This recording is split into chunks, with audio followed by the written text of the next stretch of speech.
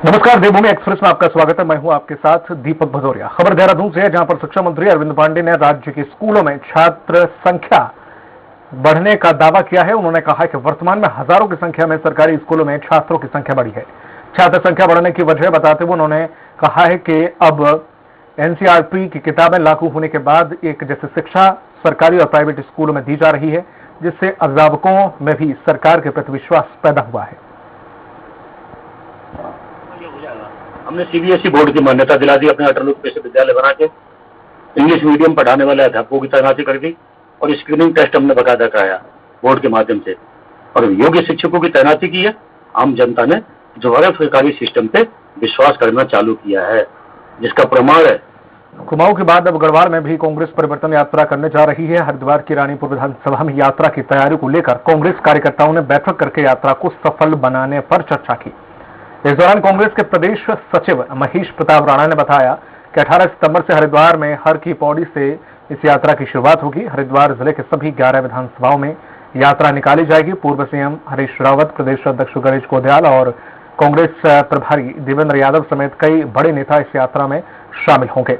महेश प्रताप राणा ने आरोप लगाया है कि भाजपा के कार्यकर्ता पार्टी से पलायन कर रहे हैं और इस पलायन को रोकने के लिए ही भाजपा की भ्रामक चुनावी सर्वे कराकर कार्यकर्ताओं को रोकने का प्रयास कर रही है। भाजपा उत्तराखंड में डूबता जहाज है। मनोबल बढ़ाने के लिए यह काम कर रही है, क्योंकि निरंतर भाजपा में से पलायन हो रहा है उनके कार्यकर्ताओं का। अब कार्यकर्ताओं को किस बल पे रोकें? इन्हीं हथकंडों के बल पे तो कार्यकर्ता को रोक पाएंगे कि देखो वो सी सर्वे भी ऐसा ही दिखा रहा है कि भाजपा इतने % में आ रही है, जबकि हकीकत से कोसों दूर है।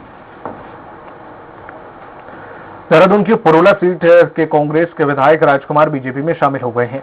उन्होंने दिल्ली में आयोजित एक कार्यक्रम में बीजेपी नेताओं की मौजूदगी में भाजपा का दामन थाम लिया है। वहीं उत्तराखंड कांग्रेस के प्रदेश अध्यक्ष गणेश गोंदियाल ने इसको अपनी कमजोर कड़ी का टूटना बताया।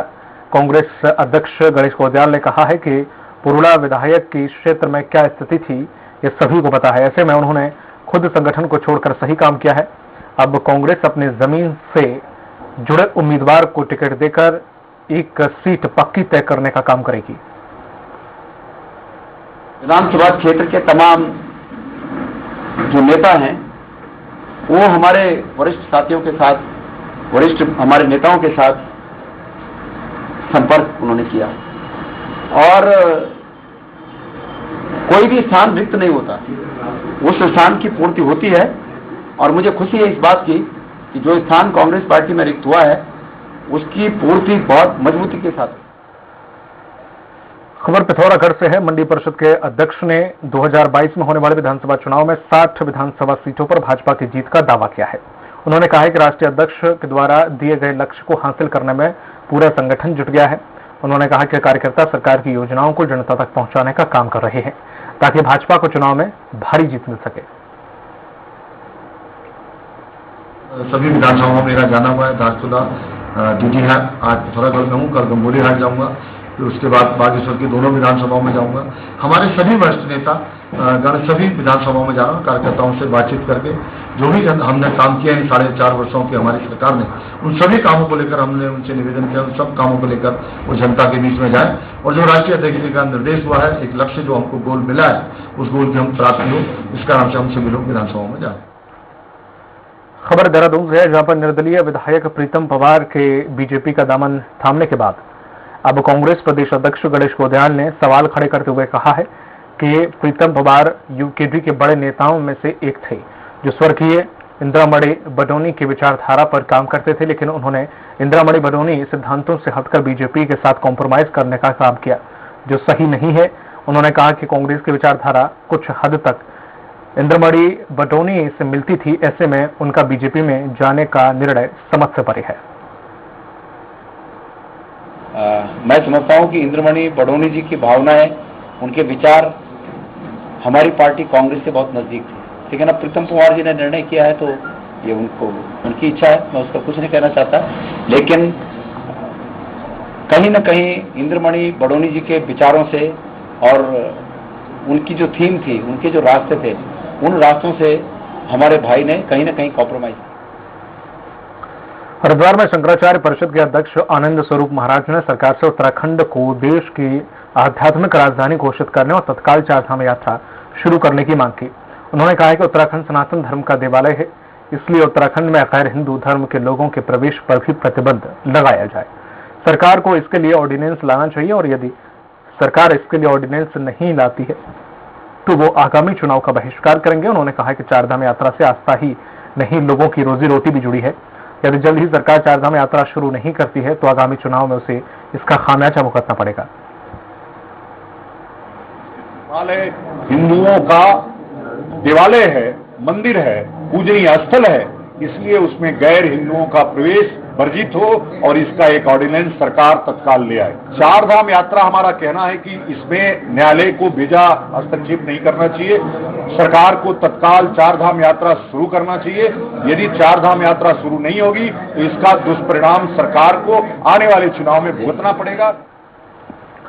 देहरादून में शिक्षक भर्ती में पदोन्नति की मांग कर रहे बीएड टीईटी प्रशिक्षक महासंघ का धरना जारी है। वहीं बीएड टीईटी प्रशिक्षकों ने शिक्षा मित्र अरविंद पांडे से उनके आवास पर मुलाकात की। प्रदेश अध्यक्ष नरेंद्र तोमर ने बताया कि बीएड प्रशिक्षक विगत 5 सालों से प्राथमिकी शिक्षक भर्ती का इंतजार कर रही हैं। विभाग के द्वारा 2288 रिक्त पदों पर जो प्राथमिकी शिक्षकों की भर्ती आई है उसमें बीएड प्रशिक्षकों का चयन होना बहुत मुश्किल है, जिसके कारण विगत लंबे समय से बीएड प्रशिक्षक गतिमान शिक्षक भर्ती में पदोन्नति को लेकर आंदोलनरत हैं। मैं भी चाहती हूँ कि गवर्नमेंट जो हमसे प्रॉमिस किया है उसे फुलफिल किया जाए। और साथ ही मेरे संग ये हमारी महिला मित्र आई है जो कि हरिद्वार से अपने बच्चे लेके, हम लोग काफी समय से यहाँ पे संघर्षरत हैं और कोशिश कर रहे हैं कि शिक्षा मंत्री जी हमारी बात सुने। और निदेशालय को आदेश देने के बावजूद हम अभी तक हमारे पास कोई तथ्य नहीं सामने आया है कि एक्चुअल में पदवृद्धि कितनी हो रही है। काफी समय से मैं इस आंदोलन से जुड़ी हुई हूँ और मैं इसलिए जब तक यहाँ पे पद नहीं बढ़ाए जाते हैं प्राथमिक तब नहीं बढ़ते हैं तब तक मैं यहाँ से नहीं जाऊँगी। सरकार की ओर से 2200 कुछ पदों पे विज्ञप्ति निकाली गई, जिसमें से कि प्राथमिकता पे डीएलएड और शिक्षा मित्रों को भरा जाना है और इसमें बीएड टीईटी प्रशिक्षकों के लिए बहुत ही कम पद हैं। और जबकि हमारे जो है हजारों साथी ऐसे हैं जिनके लिए ये भर्ती जो निकली है ये अंतिम अवसर है, क्योंकि वो आयु सीमा को पार कर रहे हैं। जसपुर की समाजसेवी संस्था हकीम रफीक अहमद मेमोरियल सोसाइटी ने बीजेपी के पूर्व कैबिनेट मंत्री विनय रोहिला जी को उनके उत्कृष्ट और विकास कार्यों के लिए अंगवस्त्र कर doctor APJ Abdul Kalam award 2021 से सम्मानित किया। वहीं संस्था के पदाधिकारियों ने कहा कि उत्तराखंड बनने के बाद जसपुर के पूर्व विधायकों ने जसपुर को कोई नई दिशा, नई पहचान नहीं दी, लेकिन भाजपा के कद्दावर नेता विनय रोहिला के द्वारा जसपुर को एक नहीं अनेक विकास कार्य और अनेकों योजनाओं से लाभान्वित करके जसपुर का नाम रोशन किया। इसी के लिए आज विकास पुरुष की संज्ञा देते हुए विनय रोहिला को सम्मानित किया गया। रफीक साहब के जो फाउंडेशन है उनके द्वारा जो है हमने उनको सम्मानित किया है एपीजे अब्दुल कलाम अवार्ड से, क्योंकि उन्होंने इस विधानसभा ही नहीं बल्कि और दूसरे क्षेत्रों में भी ऐसे सराहनीय कार्य किए हैं जो वाकई उनके वो हकदार बनते हैं। जैसे उर्दू टीचर की नियुक्ति कराने में उनका सबसे बड़ा हाथ है। कैबिनेट मंत्री डॉक्टर हरक सिंह रावत की पुत्रवधू और पूर्व मिस इंडिया अनुकृति गोसाई रावत ने खुद के चुनाव लड़ने की संभावनाओं पर बयान दिया है। अनुकृति गोसाई ने कहा है कि अगर क्षेत्र की जनता चाहेगी तो वह जरूर चुनाव लड़ेंगी।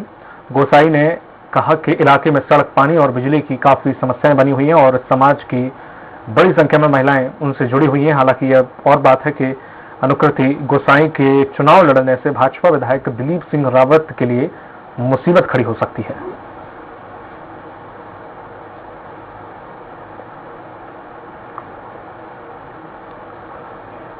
उत्तराखंड अगर मुझ पर भरोसा करेगा तो जरूर मैं तैयार हूँ, क्योंकि मैं आपसे कह रही हूँ ना कि जब मेरी समस्याओं को देखकर आप अगर एक साधारण सी बात, अगर हमारे परिवार में कोई दिक्कतें होती है तो घर में जो बच्चा होता है वो कोशिश करता है कि उन परिवार की समस्याओं को दूर करे।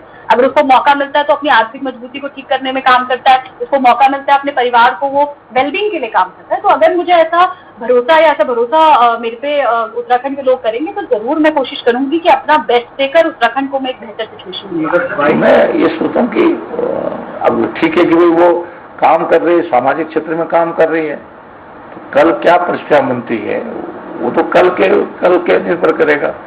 अगर कल माना ऐसी परिस्थितियां बनती है कि उसको चुनाव लड़ना पड़ता है तो फिर वो लड़ भी सकती है।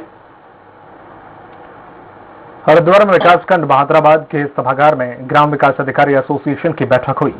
बैठक में एसोसिएशन के प्रांतीय अध्यक्ष अनुज चौहान, प्रांतीय महामंत्री समेत प्रदेश के सभी सदस्यों और पदाधिकारियों ने शिरकत की। प्रांतीय प्रवक्ता विनोद प्रसाद मिश्रा ने बताया कि ग्राम विकास अधिकारी एसोसिएशन की बैठक में एसोसिएशन के चुनाव को लेकर चर्चा करके विचार विमर्श किया गया। वहीं प्रांतीय अध्यक्ष अनुज चौहान ने कहा कि एसोसिएशन एक परिवार की तरह है और इस परिवार को संगठित रखने के लिए आपसी समन्वय बहुत जरूरी है और किसी प्रकार का कोई आपसी मतभेद नहीं होना चाहिए, इसलिए सब एक छत के नीचे बैठकर विचार विमर्श करेंगे। पहली ऑनलाइन बैठक की गई, ऑफलाइन बैठक की गई। इसमें ग्राम विकास अधिकारी एसोसिएशन इस संवर्ग के विभिन्न मुद्दों पर आज यहाँ पर चर्चा हुई, जैसे कि नई भर्ती की प्रक्रिया जो दिनों दिन कम हो रहा है, तो इसकी जिसकी हमारी तादाद स्वीकृत है उस हिसाब से नई भर्ती और संगठन का अधिवेशन का चुनाव नहीं हो पाया इस कोरोना की वैश्विक महामारी की वजह से। इस पर आज पूरे उत्तराखंड राज्य से हमारे ग्राम विकास अधिकारी संवर्ग के साथी यहाँ पर आए हुए हैं। खबर कोटद्वार से है, जहां पर राष्ट्रीय पुरानी पेंशन बहाली संयुक्त मोर्चा ने यहां लैंसडाउन विधायक दिलीप रावत से मुलाकात की और पुरानी पेंशन को बहाल करने की मांग की। मोर्चे के प्रदेश महासचिव सीताराम पोखरियाल ने बताया कि इस विषय को लेकर सीएम से पहले भी बातचीत हो चुकी है।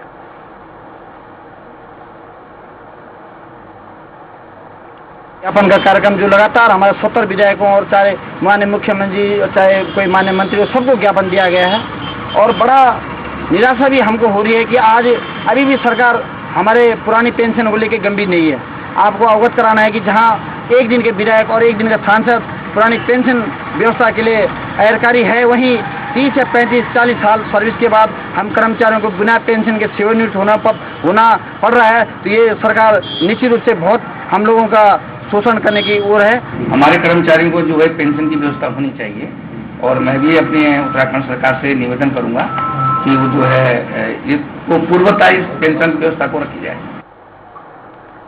कर्णप्रयाग में बारिश के चलते हुए भूस्खलन से लोगों को डर के साए में रात गुजारनी पड़ रही है, जिसके बाद भूस्खलन का निरीक्षण करने आए अधिकारियों को लोगों के विरोध का सामना करना पड़ा। लोगों का कहना है कि स्थानीय प्रशासन को कई बार भूस्खलन से स्थायी ट्रीटमेंट के लिए बोला जा चुका है, लेकिन प्रशासन इस ओर ध्यान नहीं दे रही है।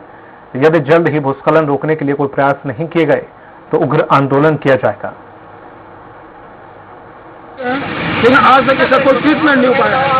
कल रात बहुत बारिश होने का हरणी भवन, डिमरी भवन, मस्जिद मोहल्ला और उससे आगे गरला भवन सबको खतरा पैदा हो गया है। इसलिए हमने एक निर्णय लिया, अगर इस पर इमीडिएटली कुछ काम नहीं किया जाएगा तो हम कल से NH को जाम कर लेंगे, क्रमिक अनशन तहसील में कर लेंगे, आमरण अनशन तहसील कर और सारे बच्चों के साथ डीएम साहब के यहाँ बैठ जाएंगे जब तक इसे को उचित ट्रीटमेंट नहीं किया जाए। 100 मीटर लंबा और 100 मीटर ऊंचा स्लाइड है और स्लाइड का ट्रीटमेंट टेक्निकल एक्सपर्ट कमेटी के आधार पर ही हो सकता है और NH के ROW से ये बिल्कुल बाहर है। तो ये जो है जहाँ तक बात है कि ब्रेस्ट वॉल के अंदर थोड़ा बहुत इसको जो है जैसे अभी कहा गया है कि एक सूट जो खुल रहा है उस सूट पर इमीडिएट ट्रीटमेंट करा देंगे। कोटद्वार में उत्तराखंड परिवहन निगम डिपो की रोडवेज बस को बैक करने के दौरान बस दुकान में घुस गई। इस दौरान किसी जान माल की हानि नहीं हुई, मगर दुकानदार के सामान को भारी नुकसान पहुंचा। ऐसे में एक बड़ा हादसा होने से बच गया। परिवहन विभाग के अधिकतर रोडवेज बस सड़क पर ही खड़ी रहती हैं, जिसके चलते यह हादसा हुआ। वो क्या जितने तो आते उन्होंने देखा तो आए रोडवेज वाले, वो बस के शीशे टूट गया। उन्हें बस के शीशे की चिंता थी, ना कि मेरी जान माल की, मेरी दुकान की चिंता थी उन्हें। फिर चौकी वाले बुलाए, वहाँ पे रोडवेज वाले बैठे थे, भाई आपको जितना नुकसान है आप लिखित रूप में दीजिए, हम आपको भरपूर ले। मैंने कहा बस को मैं हिलने तब तक नहीं दूंगा जब तक कि मेरी जान को खतरा वो बच गया और जो दुकान का नुकसान हुआ है। पिथौरागढ़ के बेरीनांग नाथ मंदिर ट्रस्ट रजिस्ट्रेशन होने के बाद समिति ने बैठक ली। बैठक में ट्रस्ट के सदस्यों सहित आसपास के जनप्रतिनिधियों ने भी हिस्सा लिया। बैठक में नाग मंदिर का भव्य निर्माण, सुंदरीकरण और अपने सांस्कृतिक क्षेत्र की धरोहर बचाने को लेकर चर्चा की गई। मंदिर ट्रस्ट अध्यक्ष ललित पंत ने बताया कि मंदिर बनाने में करीब 2 करोड़ रुपए का खर्चा रहा है। अभी तक 5 लाख रुपए ट्रस्ट के अकाउंट में आ चुके हैं और नाग मंदिर को पर्यटन स्थल से जोड़ा जाएगा। मैं सभी लोगों का स्वागत करता हूँ। नागभूमि वेरीनाग के नाम से वेरीनाग मंदिर ट्रस्ट का गठन किया गया है। इस क्षेत्र का नाम जो कि वेरीनाग के नाम से रखा जाता है, उसके नाम के अनुरूप यहाँ पर एक भव्य मंदिर बने और इस क्षेत्र का सौंदर्यीकरण हो सके, ऐसा इसका प्रयास है इस ट्रस्ट का। और बहुत सारे लोगों का सहयोग इसमें मिल रहा है और एक भव्य स्वरूप में इस मंदिर को ला पाएंगे, ऐसी हमारी कल्पना है। उसी लिए हम प्रयास कर रहे हैं। मसूरी में लॉयंस क्लब के रीजनल जोन का पहला सम्मेलन आयोजित किया गया। इस कार्यक्रम का शुभारंभ राष्ट्रीय गान से किया गया। इस मौके पर लॉयंस क्लब के गवर्नर डॉक्टर गौरव गर्ग ने कहा कि लगातार समाज सेवा में लॉयंस क्लब की भूमिका निभा रही है और शिक्षा, स्वास्थ्य आदि के क्षेत्रों में लोगों को लाभ पहुंचाने के लिए संस्था कार्य कर रही है। उन्होंने कहा कि कोरोना संक्रमण में लॉयंस क्लब के द्वारा अहम भूमिका निभाई गई है और संभावित तीसरी लहर को लेकर भी लॉयंस क्लब पूरी तरीके से तैयार है। आज ये देख रेख के लिए है कि क्लबों में कोई समस्या तो नहीं है और किस तरह समाज सेवा ज्यादा कर सकते हैं और जमीनी स्तर पर ज्यादा कार्य किस तरह कर पाएंगे। तो बच्चों के कुछ कंपटीशन वगैरह कराने का है जो 2 साल से नहीं हो पाए, क्योंकि बच्चे घर में रहकर थोड़ा सा उनकी मानसिक स्थिति में भी फर्क आया है, तो कुछ तो उस पर जोर दे रहे हैं। पहली बार ये प्रोग्राम मसूरी में हो रहा है और इस प्रोग्राम के अंदर ये प्रोग्राम 15-20 साल के बाद आज पहली बार हो रहा है। तो इसमें मेरे अंडर में 8 क्लब हैं जो देहरादून से है और 1 क्लब मसूरी का है। कालाडूंगी के रामनगर तराई पश्चिमी वन प्रभाग बन्नाखेड़ा रेंज में नगर गुलदार का शव मिला है, जिसकी सूचना मिलते ही वन विभाग की टीम मौके पर पहुंचकर गुलदार के शव को अपने कब्जे में ले लिया है। टीम के द्वारा गुलदार के शव को इको टूरिज्म सेंटर चुनाखान लाया गया, जहां पर उसका पोस्टमार्टम किया गया। पोस्टमार्टम के बाद गुलदार के शव को जला दिया गया। वन विभाग ने बताया कि गुलदार की मौत बिजली के करंट लगने से हुई। ये आज सुबह सूचना मिली कि बन्नाखेड़ा रेंज में धनोला बीच में एक वयस्क गुलदार जो है मरा हुआ मिला। तो सूचना मिलते ही हमारी वन विभाग की टीम जो है मौके पर पहुंची और उन्होंने अपनी जांच शुरू कर दी है। अभी हमको वन विभाग के द्वारा सूचित किया गया है कि इसमें एक नर है, ये गुलदार है। इसको इन्होंने कमोरा रेंज के पास इनको मृत अवस्था में मिला है।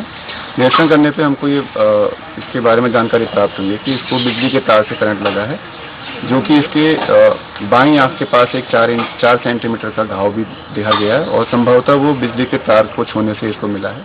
खबर हरिद्वार से है। ज्वालापुर कोतवाली क्षेत्र के हाईवे पर 8 सितंबर को मोटरसाइकिल से आ रहे युवकों से बाइक सवार 2 युवकों ने मोबाइल फोन झपट लिया। पीड़ितों ने पुलिस से इस घटना की शिकायत की, जिसके बाद पुलिस ने गाड़ी के रजिस्ट्रेशन नंबर के आधार पर आरोपियों को पकड़ लिया। वहीं पुलिस ने आरोपियों से मोबाइल फोन भी बरामद किया है।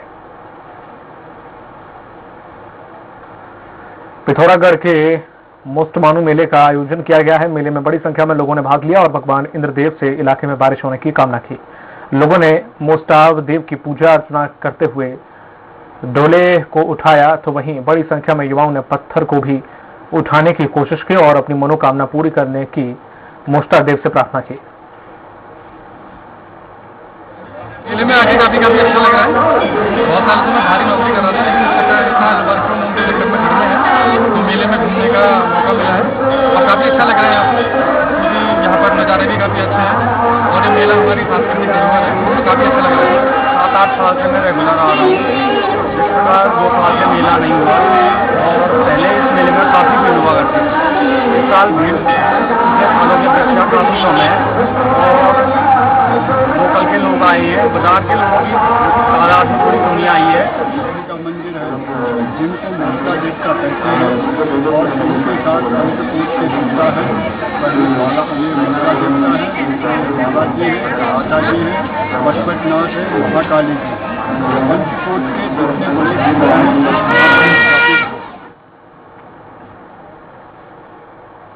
उत्तराखंड चारधाम यात्रा को लेकर प्रदेश सरकार को बड़ी राहत देते हुए दोनों पक्षों को यात्रा खोलने संबंधी मामले पर संयुक्त प्रार्थना पत्र कोर्ट में दाखिल करने के निर्देश दिए हैं। बता दें कि राज्य सरकार ने सुप्रीम कोर्ट में यात्रा को खुलवाने की मांग को लेकर दायर स्पेशल अपील को वापस लेते हुए दोबारा नैनीताल हाईकोर्ट में दाखिल किया है, जिसमें कहा गया है कि चारधाम यात्रा न केवल धार्मिक महत्व रखती है बल्कि इससे हजारों लोगों की आजीविका पर भी असर पड़ने लगा है। लिहाजा यात्रा को खोलने की अनुमति प्रदान की जाए।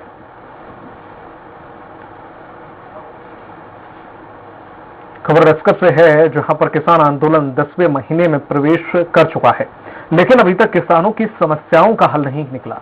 किसानों का कहना है कि सरकार अपनी हठधर्मिता पर अड़ी हुई है। लक्सर में प्रेस वार्ता करते हुए किसान यूनियन नेताओं ने कहा कि उत्तराखंड से बीजेपी का सुपड़ा साफ करने की शुरुआत लक्सर से की जाएगी और 22 सितंबर को लक्सर में किसानों की महापंचायत होगी। किसान यूनियन के प्रदेश महासचिव रवि कुमार ने कहा कि सरकार जो अपनी हठधर्मिता रवैया अपना रही है उसके खिलाफ लक्सर में महापंचायत होगी। जैसा संयुक्त मोर्चा सबको साथ लेकर चलेंगे, ऐसी ऐतिहासिक पंचायत होगी। राकेश टिकैत जी का प्रोग्राम अगर हमने लिया, कोई वैसे ही नहीं लिया, वैसे ही ले लिया कि नहीं कर लेंगे, 2-4 हजार आदमी हुए इकट्ठे पंचायत कर ली। राकेश टिकैत जी क्या जिस पंचायत को चाह रहे हैं ऐसी पंचायत देंगे, उससे कभी भी कम नहीं होगा। ये जो बार बार एक बात ही कहें तो मुट्ठी भर किसान, और इस मुट्ठी भर किसान में हम इन्हें ये एहसास करा देंगे उत्तराखंड कहीं भी पीछे नहीं है किसानों के साथ। और ये महापंचायत, ये लक्सर की जो 22 तारीख की महापंचायत है, ये सब दर्शा देगी अब उत्तराखंड का किसान भी इसमें पीछे नहीं है। केवल बीजेपी सरकार जो बड़े बड़े वादे किसानों के साथ में करे थे कि कर्जे माफ करेंगे, 15-15 लाख रुपए हफ्ते में होंगे, कर्जे माफ उद्योगपतियों के करे, सारा देश उद्योगपतियों को बेच दिया, किसी किसान का कर्जा माफ नहीं हुआ। तो इसी क्रम में यहाँ बीजेपी की सरकार है और ये सरकार पूर्ण रूप से किसान मजदूर आम जनता की विरोधी है। खबर चमोली से है, जहां पर चुनाव आयोग ने मतदाताओं की सुविधा के लिए वोटर हेल्पलाइन ऐप लॉन्च किया है। Voter helpline app Google app store से फ्री में डाउनलोड कर सकते हैं और इस ऐप की मदद से आप अपना वोटर कार्ड बनवा सकते हैं। इसके अलावा वोटर कार्ड और निर्वाचन से संबंधित हर तरह की जानकारी ले सकते हैं। वोटर हेल्पलाइन ऐप की मदद से आप अपना नाम वोटर लिस्ट में चेक भी करा सकते हैं।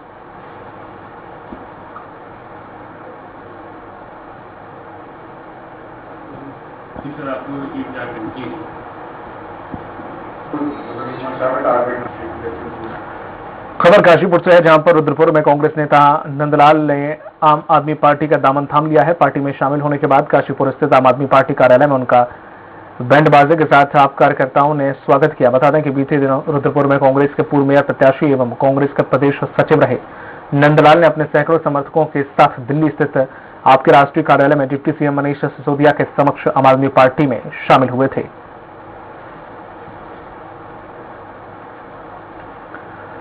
बुलेटिन में इतना ही, दीजिए इजाजत, नमस्कार।